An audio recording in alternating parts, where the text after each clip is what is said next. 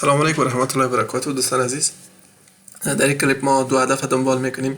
یکی چطور میتونیم که توصیه نامه درست استاندارد و علمی بنویسیم و دیگه چطور بفهمیم که انگیزه نامه یا موتیویشن لتر چیست و چطور میتونیم که تهیه و ترتیب بکنیم.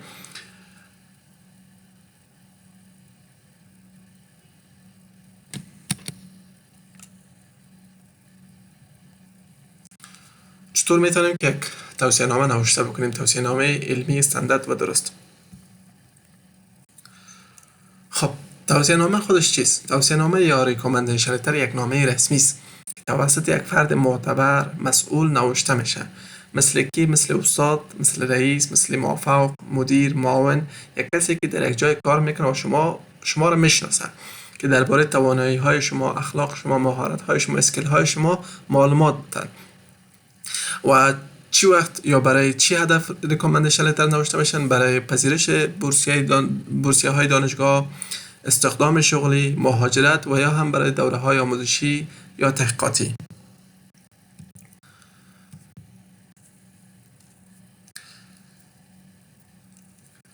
یک ریکامندیشن لتر فرمتش چی است و کدام بخشا رو در بر میگیرن؟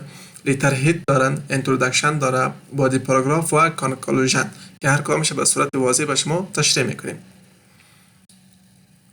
در لیتر هید باید چی نوشته شود؟ در لیتر هید تاریخ نوشته، نام کسی که توصیه نامه نوشته میکنن، تایتل، عنوان توصیه نامه باید نوشته شوند، در کجا کار میکنه، در مکتب، در دانشگاه باید مشخص نشه، آدرس خانهش، مشخصاتش، کل چیز باید وجود نوشته شوند.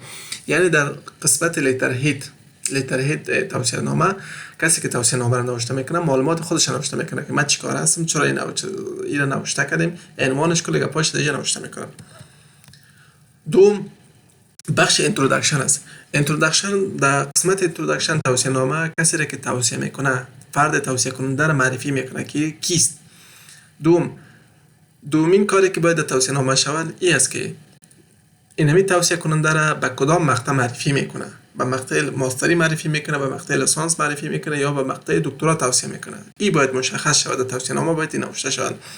و بخش مهم و اساسی در توصیه نامه ای است که کسی که توصیه نامه میکنه یا نوشته میکنه ریلیشنشیپ ش با توصیه کننده مشخص کنه که من اینمی آدم چطور میشناسم، استادش هستم، رئیسش هستم، موفقش هستم، مدیر مسئولش هستم، چیکار هستم، چطوری رو میشناسم. رابطه ش باید مشخص کنن. اگر رابطه ش داخل توصیه نامه مشخص نکنه، این توصیه نامه خیالی است، باطل است. یعنی کسی تو رو توصیه میکنه که تو رو نمیشناسه. و حد اکثر باید 3 جمله باید ترتیب شود، به زبان انگلیسی باید نوشته شوند. میایم قسمت اساسی توصیه نامه که برای شما بادی پاراگراف میگیم که در اینجا اولا استاد یا رئیس یا مسئول شما، کسی که شما رو میشناسه، نوشته میکنه که مثلا استاد میگه که مثلا علی رو معرفی میکنه که علی اینی کاره بود، در اینی مضمون خوب بود، من این چیز است، این مهارت های علمی. در پاراگراف دوم از دستاوردهای شما رو میگه که آدم در اینی بخش خوب بود، در اینی بخشی تو کرد، در این بخشی تو کرد، در این بخشی تو کرد. اینی کارهای دستاوردهای شما رو میگن.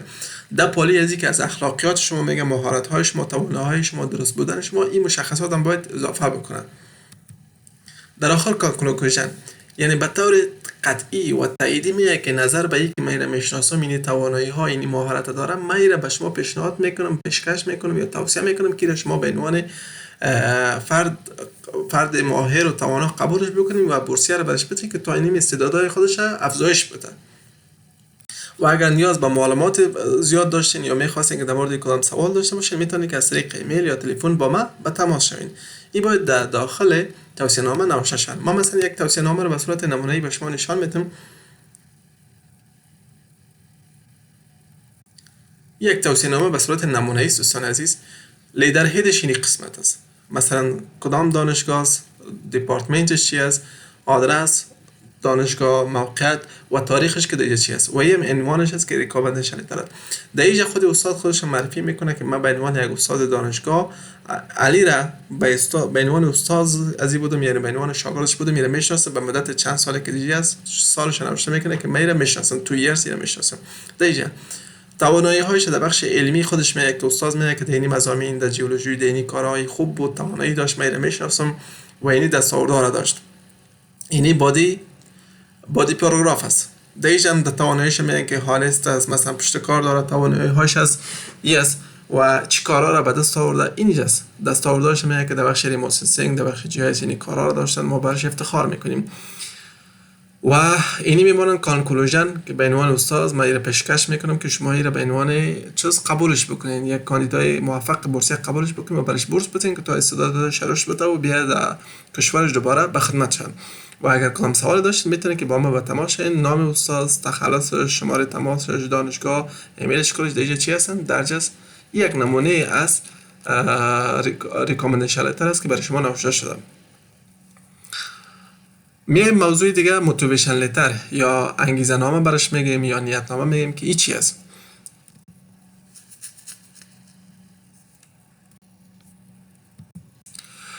انگیزه نامه یا نیت نامه چیست؟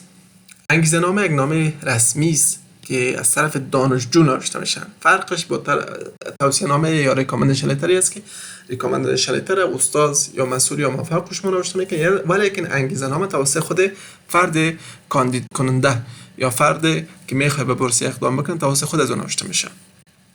در این نامه، در این انگیزه نامه، انگیزه، مقصد، نیت، هدف اینی میره باید توضیح بده. سابقه خودش در مورد خودش میگه، سابقه تحصیلیش میگه، وضعیت تحصیلیش میگه، کارهای خلاق و مهارت‌ها و یا دستاوردهایی که داشته او را میگه، اهداف و برنامه‌های آیندهش میگه. چرا مثلا وقتی که مکتب خلاص کرد در لیسانس اگر برای ماستری اپلای میکنه، در لیسانس این رشته یک رشته انتخاب کرد، چی علاقمندی به رشته داشته، چی دستاوردهایی در این رشته داشته ایره و چرا میخواد که ماستریش در این رشته پس بگیره. یا کسایی هستن که مثلا به لیسانس اپلای میکنن، به لیسانس اقدام میکنن، چرا این رشته انتخاب میکنن، دلیل انتخابیتش چی است، مثلا چی علاقمندی، چی دلیل شده که این رشته انتخاب میکنه. و این که خودش باید نشان بده چرا شایسته است که این بورسیه را دریافت بکنن. دوستان عزیز، در انگیزه نامه ای تو یک کار باید بکنین، ای تو یک متن باید نوشته بکنین که خودتان یک فرد متمایز، یک فرد توانا، یک فرد لایق، یک فرد مثلا با مهارت، مبتکر، خلاق نشان بدین که کمیته بررسی کننده یا ارزیابی کننده بورسیه را قانع بسازید که من یک فرد متفاوت بودم، یک فرد متفاوت هستم و میخوایم که یک فرد متفاوت باشم. یک فرد مبتکر بودم، یک فرد مبتکر هستم و یک فرد مبتکر میخوایم باشم. توانایی های گذشته ما بود، توانایی های گذشته ما هست و میخوایم که این توانایی های ما افزایش پیدا کنن. یعنی یک فرد متمایز باید خودتان نشان بدید در انگیزه نامه.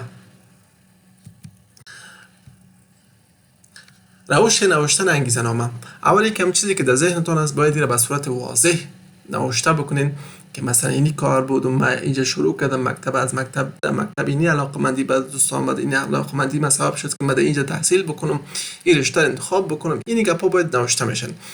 دوم، وقتی که شما در انگیزه نامه میگه که من در ترکیه میام تحصیل میکنم، چرا در ترکیه انتخاب میکنی؟ دلیل انتخاب ترکیه چیست؟ این باید واضح بکنید. در انگیزه در افغانستان مشکل مالی است، مشکل لابراتواری است، مشکل تحصیلی است، مشکل زیربناهای تحصیلاتی ما ضعیف هستن، مثلا ما نداریم این تو داره. ما میخوایم که یک تحصیلات بین‌المللی داشته باشیم، یک تحصیلات داشته باشیم که بلند باشن، اهداف علمی ما بلند است، به این اهداف علمی خود دست پیدا کنم. دیگه که تمام دستاوردهای آموزشیتان گفتم باید یادآوری شوند که چیزی دستاوردهای آموزشی شما داشتید باید به صورت واضح و بسیار ماهرانه، خلاقانه و علمی داخل انگیزه نامه‌تان باید رو درس بکنید. من اینجا یک نمونه از انگیزه نامه رو به شما نشان میدم که داخل انگیزه نامه باید چی گپا رو شما اضافه بکنید.